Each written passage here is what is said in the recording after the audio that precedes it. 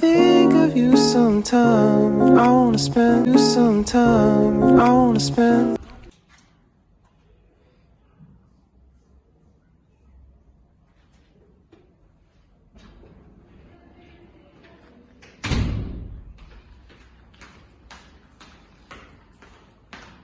О, привет, Юрий, ты уже пришла? Как у тебя дела? Сәлем, Перизат. Жақсы өзің қалайсың? Все отлично. Мири, ты же учишься в 9 классе. Ты уже выбрала профессию? Если да, то подскажи мне, пожалуйста. Иә, әрине мен өзімнің болашақ мамандығымды таңдап қойдым. Қазіргі таңда көптеген мамандықтар бар. Мен мұғалім мамандығын таңдадым. Саған да сол мамандыққа кеңес беремін. Ал мұғалім мамандығын жақсылап қарастырсақ.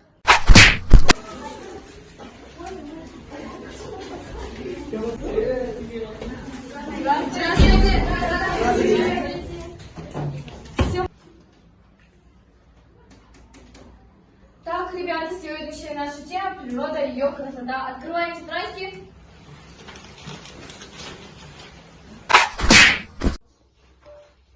Дети, заходим в Zoom. Петрова, не спи. Саламатсыздар ма балалар? Бүгінгі біздің тақырыбымыз отбасы құндылықтары. Азамат, деме, жарайды де. Дети, сегодняшняя наша тема – семейные ценности. Петрова, ты зачем камеру отключила? Включите. Саламатсыздар ма балалар? Бүгінгі біздің тақырыбымыз табиғат және оның сұлулығы. Жалпы айтқанда табиғат бір керемет дүниелердің бірі. Қарасам көз тоймайтындай кереметтей бір бейне болып табылады. Табиғатсыз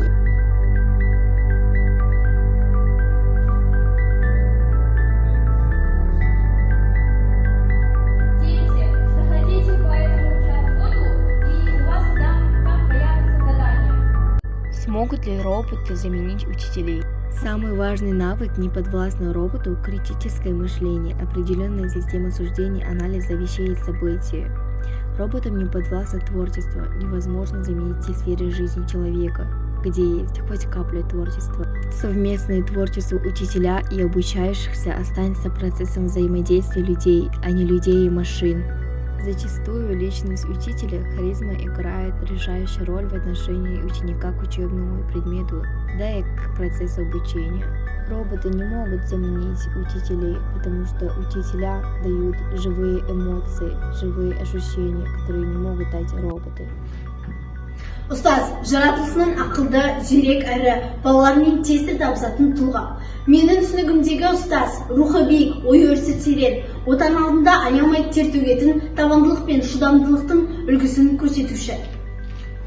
С окончания школы человек обязан сделать очень серьезный шаг – это выбрать профессию. Профессия – это деятельность каждого человека, умственная или физическая. Профессия учителей – это сложная штука, что понадобится огромное терпение, самоотдача и человеколюбие.